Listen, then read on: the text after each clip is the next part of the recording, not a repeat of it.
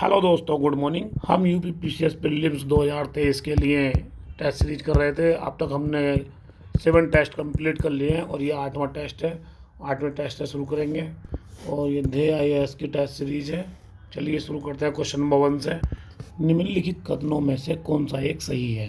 Carbohydrate तथा वसा हमारे शरीर को मुख्य रूप से ऊर्जा प्रदान करते हैं, तो ये सही ऑप्शन है। वसा की तुलना में कार्बोहाइड्रेट की समान मात्रा से हमें अधिक ऊर्जा प्राप्त होती है। ये गलत हुआ, क्योंकि 1 ग्राम कार्बोहाइड्रेट में 4 किलो कैलोरी ऊर्जा होती है और 1 ग्राम वसा में 9.3 किलो कैलोरी ऊर्जा प्राप्त होती है। तो ऑप्शन क्या हो जाएगा इसका? ऑप्शन ए इसका करेक्ट हो जाएगा।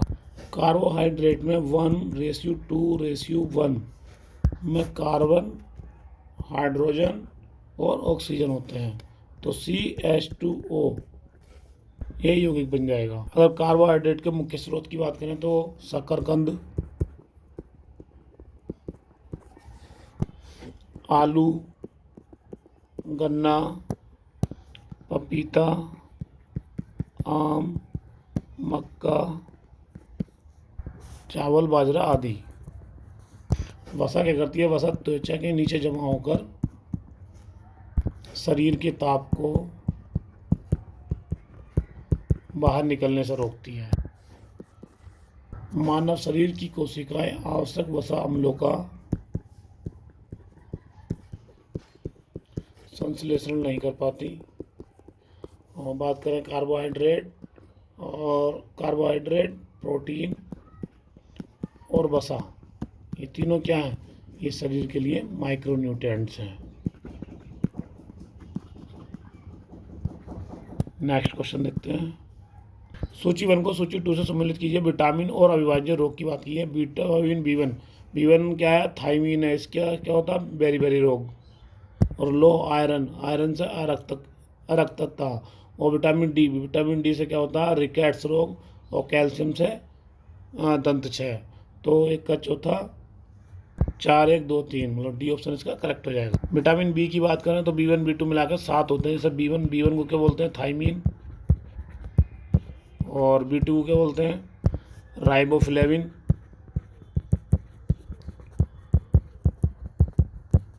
B1 से क्या होता है? बेरी रोग। और राइबोफ्लेविन से क्या होता है? किलोसिस। B3 होता है नियासिन।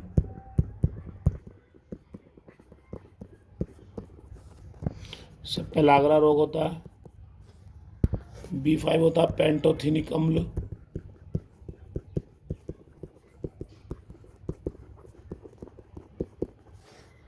चर्म रोग और जनन क्षमता में कमी, ये सब होता है। और B6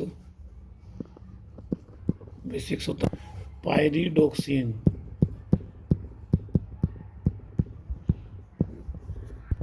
एनीमिया, चर्म रोग और पेशियाटन। और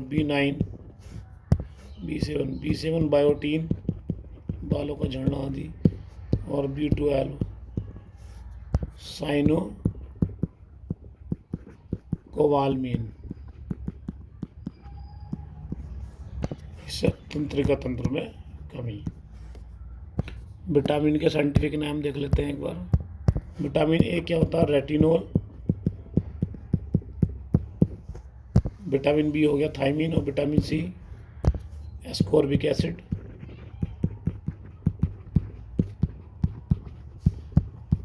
vitamin D calciferol. Vitamin E tocopherol. Vitamin K phylloquinone. Next question देखते हैं। निम्नलिखित कथनों में से कौन सा असत्य है? हमारे भोजन में आहारी रेशों की पूर्ति मुख्यतः पादप उत्पादों से होती है। पोषक तत्वों के अलावा हमारे शरीर के आहारी रेशों और जल की आवश्यकता होती है। तो हमारे भोजन में आहारी रेशों की पूर्ति जो होती है मुख्यतः पादप उत्पादों से होती है। इसके मुख्य स्रोत की बात करेंगे तो कौन होते हैं? इसका मुख्य स्रोत होता है दाल, आलू, ताजे फल, और सब्जियां। आहारी रेशे हमारे शरीर को कोई पोषक तत्व प्रदान नहीं करते। तो ये क्या करते हैं, ये बिना पचे भोजन को बाहर निकालने में हमारे शरीर की सहायता करते हैं। तो ये दोनों ऑप्शन सही हो जाएंगे। तो इन्होंने क्या पूछा, असत्य, तो डी ऑप्शन इसका करेक्ट हो जाएगा, ना तो एक ना तो दो। नेक्स्ट क्वेश्चन देखते हैं। निम्नलिखित में से कौन एक प्राकृतिक तंतु का उदाहरण नहीं है? पादपों एंड जंतुओं से प्राप्त होने वाले तंतुओं क्या कहते हैं? प्राकृतिक तंतु कहते हैं। जैसे रुई, जूट, ऊन, रेशम आदि। तो इसमें रेशम, जूट, ऊन ये तो प्राकृतिक होगा। इन्होंने बोला नहीं, तो नायलॉन इसका उदाहरण हो जाएगा। अगर नायलॉन की बात करें, जैसे नायलॉन हो गया और पॉलिस्टर हो गया, एक्रिलिक हो गया, एक्रिलिक शीट जो होती है, तो ये क्या है? सारे संश्लिष्ट तंतु हैं। इन्हें पादप और जंतु से प्राप्त नहीं किया जाता। ठीक है, नेक्स्ट क्वेश्चन देखते हैं। तो इसका ऑप्शन सी हो जाएगा। अगला क्वेश्चन देखते हैं। एंजाइम होते हैं, तो एंजाइम मुख्य रूप से क्या होते हैं? प्रोटीन होते हैं। ये क्या है? ये कार्बनिक पदार्थ होते हैं जो रासायनिक अभिक्रिया की दर को बढ़ा देते हैं। एंजाइम की खोज किसने की थी? कुहने ने। ठीक है, ध्यान करना कि एंजाइम, प्रोटीन और कुहने। नेक्स्ट क्वेश्चन देखते हैं। सूची 1 को सूची 2 से सर्व करना है। खसरा क्या रोग है? खसरा वायरस के कारण होता है। ये होता है मारबोली विषाणु के द्वारा, मारबोली वायरस के द्वारा। और इसमें अगर प्रभावित अंग की बात करें तो क्या होगा? संपूर्ण शरीर ही होता है इसका। टाइफाइड जीवाणु के द्वारा हो गया, और मलेरिया प्रोटोजोआ के द्वारा। इसका कारण क्या है? प्लाज्मोडियम, और गेहूं का रस्ट कवक के कारण। तो 1 2 3 4 मतलब ये ऑप्शन इसका करेक्ट हो जाएगा। नेक्स्ट क्वेश्चन देखते हैं। निम्नलिखित में से कौन सा युग्म सही नहीं है? दूध का दही में परिवर्तन, लैक्टोबैसिलस, बिल्कुल ठीक है। ब्रेड की बेकिंग किसके द्वारा होती है? वायरस के कारण नहीं होती है, ईस्ट के कारण। और तो बी ऑप्शन इसका करेक्ट हो जाएगा। अल्कोहल का उत्पादन ईस्ट से होता है, नाइट्रोजन स्टिकर राइजोबियम है। तो सही ऑप्शन क्या हो जाएगा इसका? बी। नेक्स्ट क्वेश्चन देखते हैं। निम्नलिखित में से कौन एक प्रतिजैविक है? तो इसमें से है स्ट्रेप्टोमाइसिन। आजकल जीवाणु और कवक को मिलाकर अनेक प्रतिजैविक औषधियाँ बनाई जा रही हैं, जिसमें स्ट्रेप्टोमाइसिन और टेट्रासाइक्लिन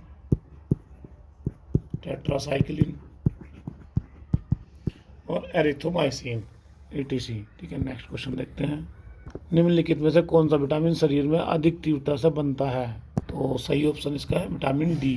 विटामिन डी का संश्लेषण सूर्य के प्रकाश में उपस्थित परावैंगनी किरणों द्वारा त्वचा के कोलेस्ट्रॉल द्वारा होता है, और इसका सर्वाधिक तीव्रता से बनता है ये। इसके रासायनिक नाम की बात करें तो इसका रासायनिक नाम होता है कैल्सीफेरोल, और इसकी कमी से सूखा रोग होता है। अगर वयस्कों की बात करें तो वयस्कों क्या होता है? वयस्कों को ओस्टिमलेशिया, और बच्चों की बात करें तो बच्चों को रिकेट्स रोग होता है विटामिन डी की कमी से। ठीक है, नेक्स्ट क्वेश्चन देखते हैं। रक्त में प्रतिस्कंदन पदार्थ कौन सा होता है? रक्त की बात कर रहे हैं, प्रतिस्कंदन की बात करते हैं तो हिपेरिन होगा। हिपेरिन क्या है? एंटी थ्रोम्बिन है। ये संयुक्त पॉलीसेकेराइड होता है, और ये शरीर में क्या है? थक्का नहीं जमने देता रुधिर में। ठीक है, अगला क्वेश्चन देखते हैं। निम्नलिखित में से कौन सा एक महिलाओं में गर्भावस्था को बनाए रखने के लिए आवश्यक है? तो ये ए ऑप्शन इसका करेक्ट हो जाएगा, कॉर्पस ल्यूटियम। क्योंकि ये क्या करता है? ये करता है प्रोजेस्टेरोन हार्मोन को स्रावित करता है। ठीक है, इसलिए ये महिलाओं में गर्भावस्था बनाए रखने के लिए आवश्यक है। नेक्स्ट क्वेश्चन देखते हैं। निम्नलिखित में से कौन सा युग्म सही सुमेलित नहीं है? रक्तदाब का नियंत्रण पीयूष ग्रंथि से नहीं, एड्रिनल ग्रंथि से होता है, क्योंकि सारा गुस्सा इसी के तरह कंट्रोल होता है। और मानव त्वचा के रंग देने वाला वर्णक कौन सा? मेलानिन, बिल्कुल ठीक है। मिश्रित ग्रंथि अग्नाशय को बोलते हैं। हार्मोन के रूप में कार्य करने वाला प्रोटीन कौन सा है? ऑक्सीटोसिन। तो सही ऑप्शन क्या हो जाएगा इसका? A is the correct answer. Next देखते हैं, बेमेल युग्मों को चयन करना है। विटामिन तथा कमी से उत्पन्न होने वाले रोग, तो विटामिन कैल्सीफेरोल, कैल्सीफेरोल की बात करें तो ये कौन सा विटामिन है? Vitamin D. विटामिन डी से अभी बताया था सूखा रोग होता है, बिल्कुल ठीक है। और फोलिक अम्ल, फोलिक अम्ल से क्लोसिस नहीं होता। क्लोसिस किससे होता है? B2 की कमी से होता है। और फोलिक अम्ल क्या है? ये इसमें रक्त की कमी हो जाती है, तो ये गलत हो जाएगा एक तो। दूसरा बायोटीन, बायोटीन की कमी से बालों का झड़, बायोटीन अभी बताया था, बायोटीन B7 को बोला जाता है और इसकी कमी से रक्त का बाल झड़ते हैं। टैकोफेरोल, टैकोफेरोल कौन सा विटामिन है? Vitamin E. ई की कमी से क्या होता है? चर्म रोग। ई की कमी से होता है जनन क्षमता में कमी। तो मतलब दूसरा और चौथा गलत हो जाएगा। तो इन्होंने पूछा बेमेल, बेमेल क्या है? दूसरे और चौथा, तो मतलब डी ऑप्शन इसका करेक्ट हो जाएगा। नेक्स्ट क्वेश्चन देखते हैं, वायु से कांच में पर जाने पर प्रकाश तरंगों में कौन सा चर परिवर्तित हो जाता है? जब एक माध्यम से दूसरे माध्यम में जाती हैं तो तरंग दैर्ध्य और वेग दोनों परिवर्तित होते हैं, लेकिन फ्रिक्वेंसी, आवृत्ति परिवर्तित नहीं होती है। तो आवृत्ति इसमें दूसरा ऑप्शन है। दूसरा देख लीजिए किसमें नहीं है, इसमें भी है, इसमें भी है, इसमें भी है। तो डी ऑप्शन सही हो जाएगा इसका, क्योंकि तरंग दैर्ध्य और वेग ये दोनों परिवर्तित हो जाते हैं। नेक्स्ट देखते हैं, निम्न में से कौन सा हार्मोन बीज रहित फलों का उत्पादन करता है? तो बीज रहित फलों का उत्पादन जिब्रेलिन करता है। जिब्रेलिन क्या है? एक जटिल कार्बनिक यौगिक है।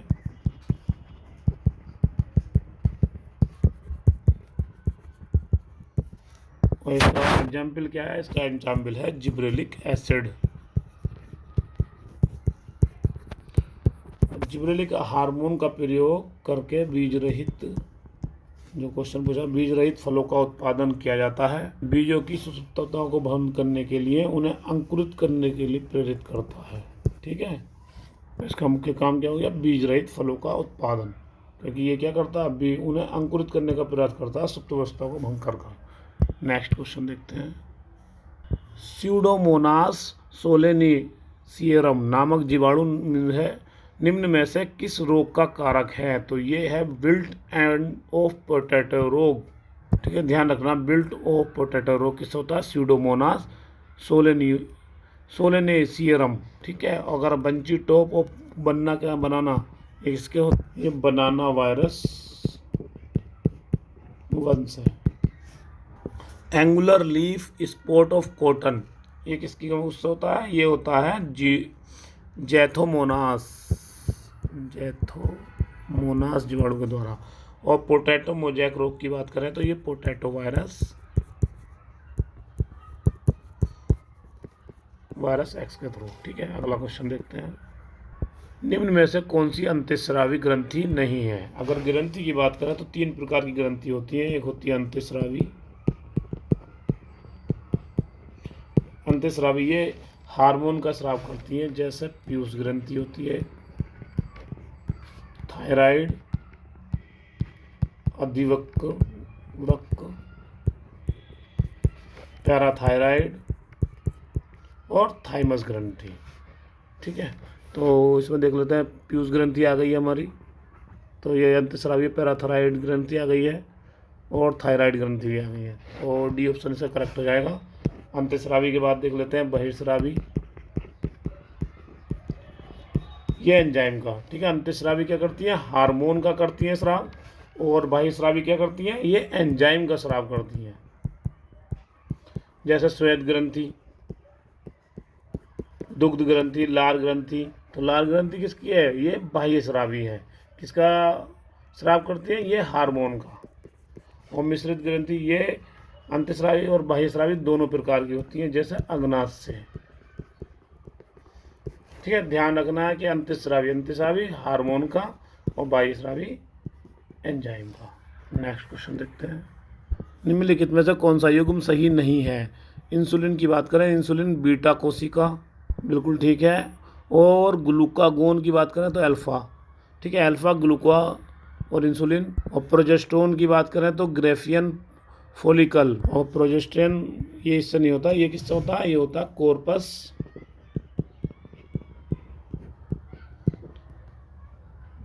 सल्यूटियम, जो भी पीछे पड़ा था, तो कॉर्पस सल्यूटियम कोशिका द्वारा होता है।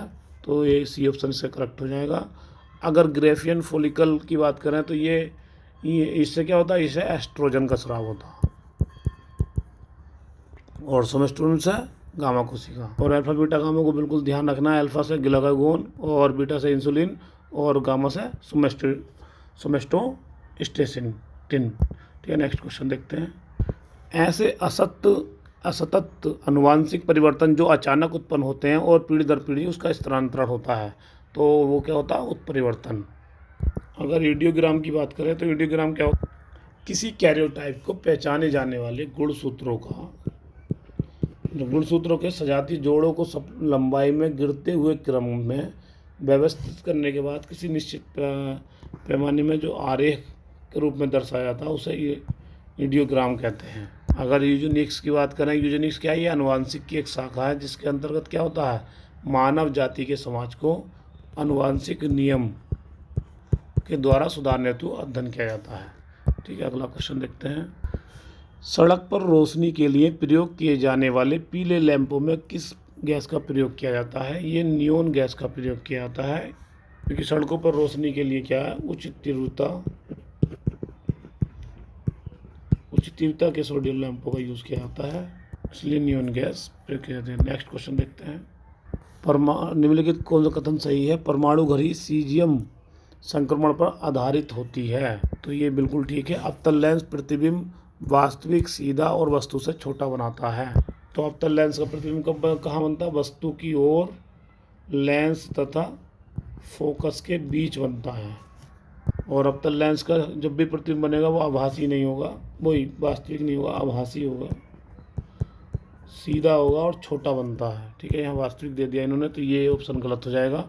तो option number A is the correct answer हो जाएगा। नेक्स्ट देखते हैं। प्रकाश की निम्नलिखित तरंगों में से किनका अवशोषण पौधों द्वारा तीव्र गति से किया जाता है? तो प्रकाश संश्लेषण की बात हो रही है, तो नीला और लाल है, बी ऑप्शन इसका करेक्ट हो जाएगा। कि प्रकाश संश्लेषण की प्रक्रिया में क्या होता है? विद्युत चुप्पे के स्पेक्ट्रम 450 नैनोमीटर से 750 नैनोमीटर के मध्य होती है। तो क्या होता है? पादप जो नीला और लाल रंग के अवशोषण इसी रेंज में तीव्र गति से अवशोषण करते हैं। ठीक है, नेक्स्ट देखते हैं। निम्नलिखित बेमेल युग्मों का करना है, तो पीनियल ग्रंथि क्या करती है? मेलाटोनिन हार्मोन स्रावित करती है, बिल्कुल ठीक है। और थायराइड ग्रंथि करती है थायरोक्सिन का, ये भी ठीक है। अग्नाशय ग्रंथि क्या करती है? ये इंसुलिन। और जनन ग्रंथि करती है प्रोजेस्टेरॉन। तो एक ही ऑप्शन गलत है, तीसरा, तो ये ऑप्शन इसका करेक्ट हो जाएगा। नेक्स्ट देखते हैं। प्रकाश की किरण को पूर्ण आंतरिक परावर्तन के लिए निम्नलिखित में से किससे गुजारना होगा? तो ये कांच से जल में गुजारना होगा, क्योंकि कांच का वर्तनांक जल के वर्तनांक से ज़्यादा होता है।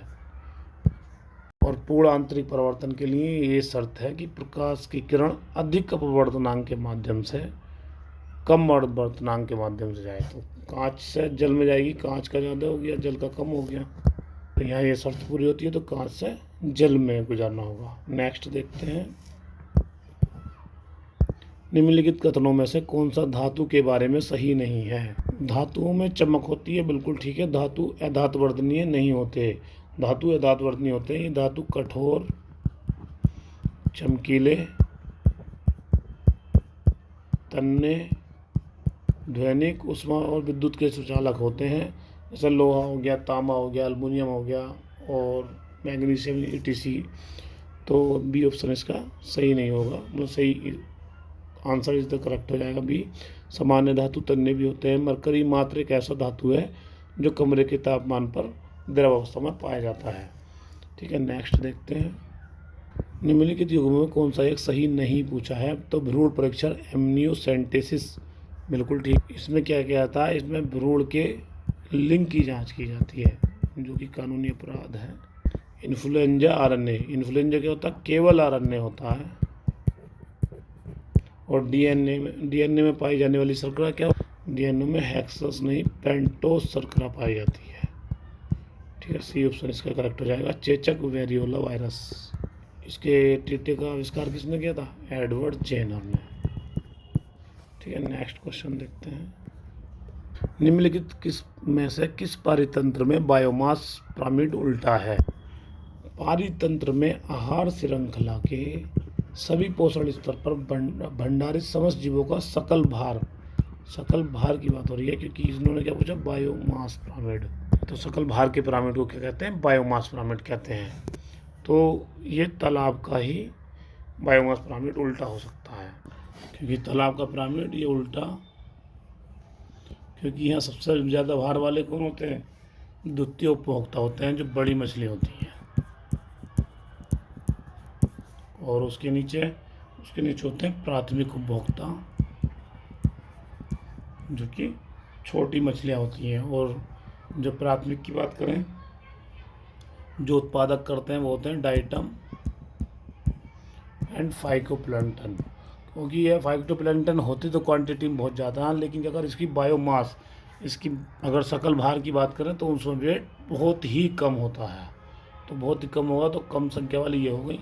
क्योंकि अगर बड़ी मछली की बात करें तो इन्हें कितना भी बिल्कुल एवरेज मास लिया जाए बिल्कुल सुखाने के बाद, तो भी इसमें वेट ज़्यादा रहेगा। तो इसका तालाब का क्या रहेगा, बायोमास पिरामिड उल्टा रहेगा। नेक्स्ट देखते हैं।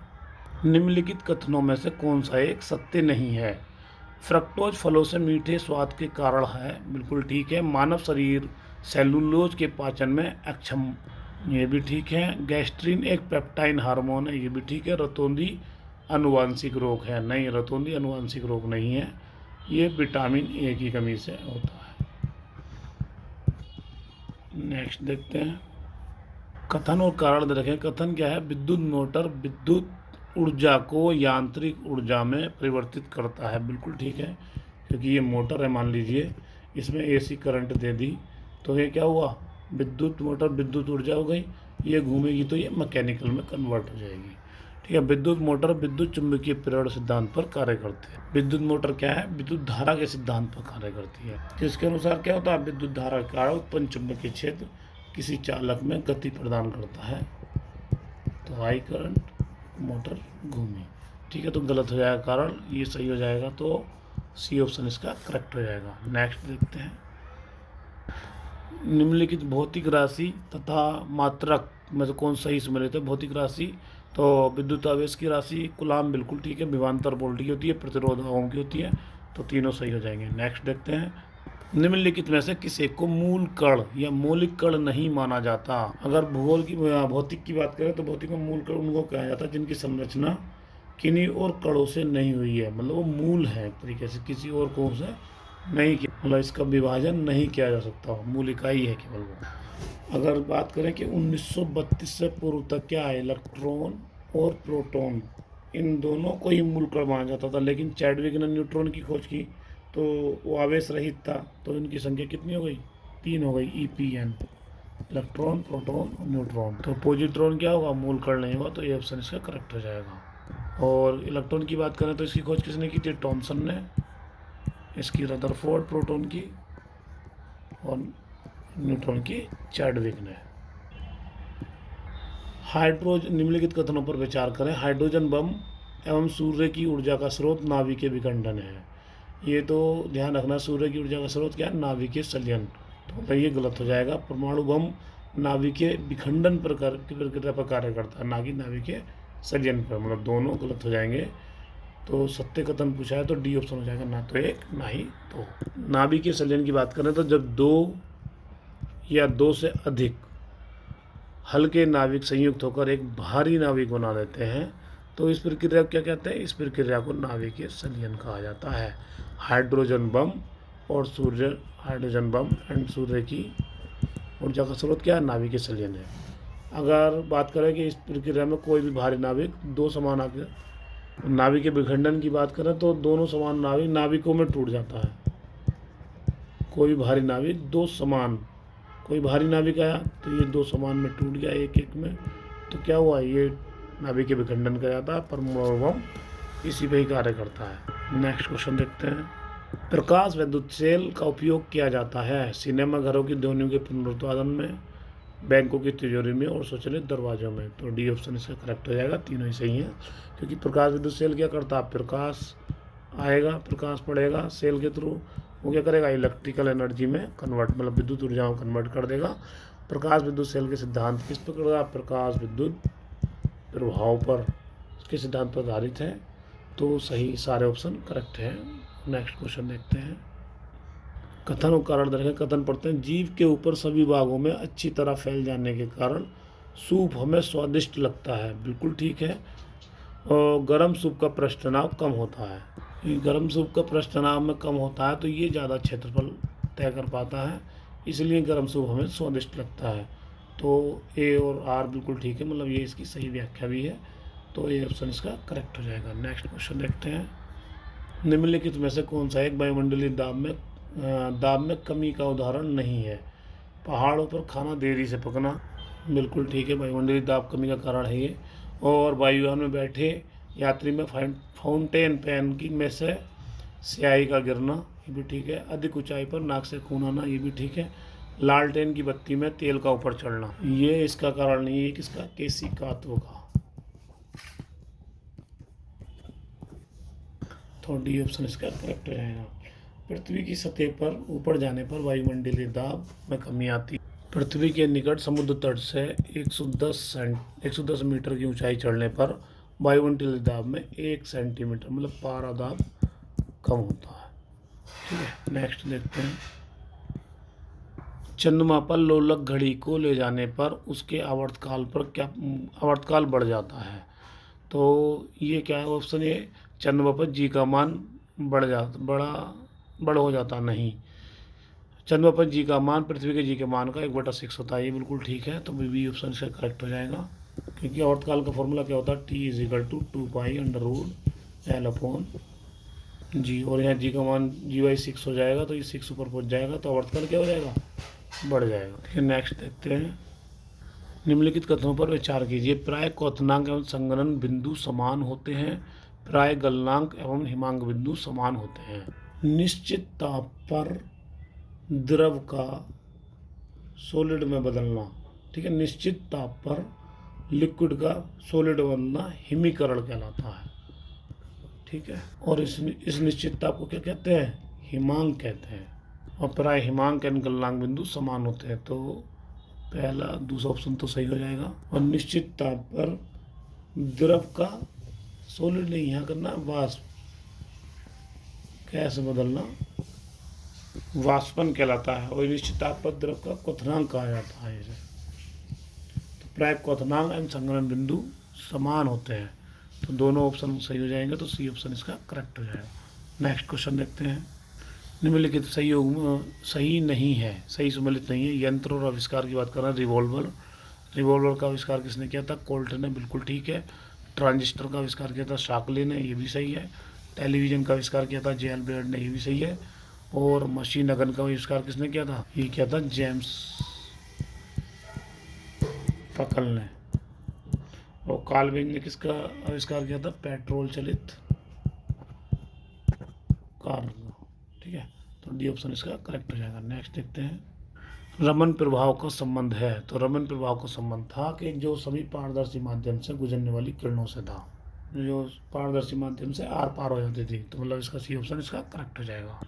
40 में देखते हैं। वायुमंडल में उपस्थित कार्बन और जब समुद्री मैग्रोव और आदि पारितंत्रों की वनस्पति के माध्यम से अवशोषित कर लिया जाता है, तो इन पारितंत्रों में उपस्थित कार्बन क्या कहलाता है, जब समुद्र की बात की है तो इसमें ब्लू कार्बन हो जाएगा। ठीक है, नेक्स्ट क्वेश्चन देखते हैं। कथनों कारण बताएं। भूजल पेयजल का बेहतर स्रोत है, ये इसका कथन है। इसमें आर्सेनिक की मात्रा कम होती है, तो कारण इसकी सही व्याख्या है, क्योंकि आर्सेनिक की मात्रा कम होगी तभी भूजल बेहतर स्रोत होगा। ये ऑप्शन इसका करेक्ट हो जाएगा। उत्तरी भारत और बांग्लादेश के भूजल का आर्सेनिक की मात्रा क्या है, आर्सेनिक की मात्रा बढ़ रही है, तो उसका भूजल क्या हो रहा है, ये प्रदूषण की समस्या आ रही है। नेक्स्ट देखते हैं। निम्नलिखित में से कौन सा एक विषाणुओं में सजीव का लक्षण नहीं है? आरएनए की उपस्थिति, डीएनए की उपस्थिति, गुणन और जीव द्रव्य का अभाव। विषाणु क्या होते हैं? विषाणु अति सूक्ष्म एकोशीय तथा विशिष्ट न्यूक्लियर प्रोटीन होते हैं जो किसी जीवित परपोषी के अंदर रहकर क्या करते हैं? प्रजनन करते हैं। ये सजीव और निर्जीव के बीच की कड़ी होती है। विषाणुओं के सजीवों के लक्षण, तो सजीवों के लक्षण की बात करें तो क्या? आरएनए और डीएनए की उपस्थिति वाला आनुवंशिक पदार्थ। तो ये 2 ऑप्शन तो बिल्कुल सही है, मतलब ये लक्षण है इसके। और गुणन की बात करें तो गुणन भी इसका लक्षण है, तो 3 ऑप्शन सही है। डी ऑप्शन इसका करेक्ट हो जाएगा, जीव द्रव्य का अभाव। विषाणुओं के निर्जीवों के लक्षण की बात करें तो निर्जीवों के लक्षण की बात करें तो जीव द्रव्य और कोशिकाओं का अभाव भी हो जाएगा इसमें। श्वसन और उत्सर्जन का अभाव और निर्जीवों के समान इनके क्रिस्टल बनाए जाते हैं। तो यहाँ क्वेश्चन हमारा सजीव की बात करी थी। सजीव में कौन कौन से थे? आरएनए की उपस्थिति, डीएनए की उपस्थिति और गुणन। और अगर निर्जीव की बात करें तो जीव द्रव्य का अभाव, श्वसन और उत्सर्जन का अभाव, ETC। नेक्स्ट क्वेश्चन देखते हैं। जीव द्रव्य में सर्वाधिक मात्रा में कौन सा तत्व पाया जाता है? कोशिका। कोशिका के अंदर संपूर्ण पदार्थ को क्या कहते हैं? जीव द्रव्य कहते हैं। अगर जीवन के भौतिक आधार भी कहा जाता है इसे। अगर इसके जटिल मिश्रण की बात करें तो oxygen plus carbon plus hydrogen plus nitrogen, CONH होता है इसमें। अगर ऑक्सीजन की बात करें तो 62% होती है, कार्बन की बात करें तो 20% और हाइड्रोजन 10% और नाइट्रोजन 8%। तो सबसे ज़्यादा मात्रा किसकी होती है? ऑक्सीजन की। तो ये ऑप्शन इसका करेक्ट हो जाएगा। नेक्स्ट देखते हैं। अगर ऐसे पदार्थ और प्रोटीन की बात करें तो रुधिर में कौन सा प्रोटीन निकलता है? अगर रुधिर में प्रोटीन की बात करें तो कौन सा होता है? ग्लोबिन। और दाल की बात करें तो प्रोलेमीन्स। और माइटोकॉन्ड्रिया की बात करें तो माइटोकॉन्ड्रिया में कौन सा प्रोटीन होता है? साइटोक्रोम। अंडे की बात करें तो ग्लोबुलिन। तो क्या हो जाएगा इसका? 3241, मतलब C ऑप्शन इसका करेक्ट हो जाएगा। नेक्स्ट देखते हैं। निम्नलिखित युग्मों से कौन सा सही सुमेलित है? क्लोरमफेनिकोल, तो ये प्रतिजैविक औषधि है, बिल्कुल ठीक है। बेनाड्रिल प्रतिहिस्टामिन है। और एस्पार्टम कृत्रिम मधुरक, तो ये सारे ही सही है, तो डी ऑप्शन इसका करेक्ट हो जाएगा। प्रकाश द्वारा निर्वात में 1 वर्ष में चली गई दूरी होती है, तो ये होती है 9.4 × 10⁵ मीटर। क्योंकि प्रकाश द्वारा निर्वात में 1 वर्ष में चली गई दूरी क्या कहते हैं? प्रकाश वर्ष कहते हैं। ठीक है, अगला क्वेश्चन देखते हैं। निम्नलिखित कथनों पर विचार कीजिए। ये तत्व सामान्य ताप पर द्रव के रूप में पाया जाता है। ठीक है, नॉर्मल टेम्परेचर पर क्या है? द्रव के रूप में पाया जाता है, बिल्कुल ठीक है। चलो पढ़ते हैं। इस तत्व के यौगिक का उपयोग पीड़ाहारी के रूप में किया जाता है। तो ये तत्व है ब्रोमीन, क्योंकि ब्रोमीन क्या है? सामान्य ताप पर द्रव रूप में पाया जाता है। ब्रोमीन सामान्य ताप पर पाया जाता है और ये यौगिक में पीड़ाहारी रूप में काम करता है। ब्रोमीन एक गहरा लाल भूरा रंग धारित होता है, गंध होती है, वाष्पशील द्रव होता है। ये आवर्त सारणी के समूह 17 का सदस्य है। हैलोजन वर्ग के नाम से भी जाना जाता है। ठीक है, नेक्स्ट देखते हैं। निम्नलिखित अम्लों में से कौन सा ऑक्सी अम्ल नहीं? ऑक्सी अम्ल कौन होता है? जो हाइड्रोजन और ऑक्सी दोनों में उपस्थित है उसे ऑक्सी अम्ल कहते हैं। जैसे सल्फ्यूरिक अम्ल हो गया, इसमें H2SO4 है, हाइड्रोजन भी है, ऑक्सीजन भी है। फास्फोरिक अम्ल हो गया, नाइट्रिक अम्ल हो गया, नाइट्रस अम्ल हो गया। ठीक है, और हाइड्रोक्लोरिक अम्ल ये नहीं होगी, ये HCl। ठीक है, इसमें नहीं है। नेक्स्ट क्वेश्चन देखते हैं, तो C ऑप्शन इसका करेक्ट हो जाएगा। अगला क्वेश्चन देखते हैं। परम शून्य ताप होता है, तो परम शून्य ताप किसे बोलते हैं? ये -273 डिग्री सेल्सियस को उसको शून्य माना जाता है, तो उसे परम शून्य ताप बोलते हैं। क्योंकि -273 डिग्री सेल्सियस पे क्या होता है? मतलब ये स्टार्टिंग पॉइंट है इसका। ठीक है, नेक्स्ट क्वेश्चन देखते हैं। निम्नलिखित में से अयस्क दे रखे हैं, तत्व दे रखे हैं, इसमें सुमेलित नहीं पूछना है। कॉपर का क्यूपराइड, बिल्कुल ठीक है अयस्क। शीशक का गेलना। और मरकरी की बात करें तो मरकरी का है सिनेबार, तो C ऑप्शन इसका सही हो जाएगा। कैडमियम का गिरोनोकाइट। और सिरोसाइट की बात करें तो ये किसका है? इसका ये था शीशे का। दोस्तों यहाँ हम अब 50 क्वेश्चन कंप्लीट कर चुके हैं टेस्ट नंबर 8 के। नेक्स्ट वीडियो में फिर मिलते हैं 50 क्वेश्चन के साथ। धन्यवाद।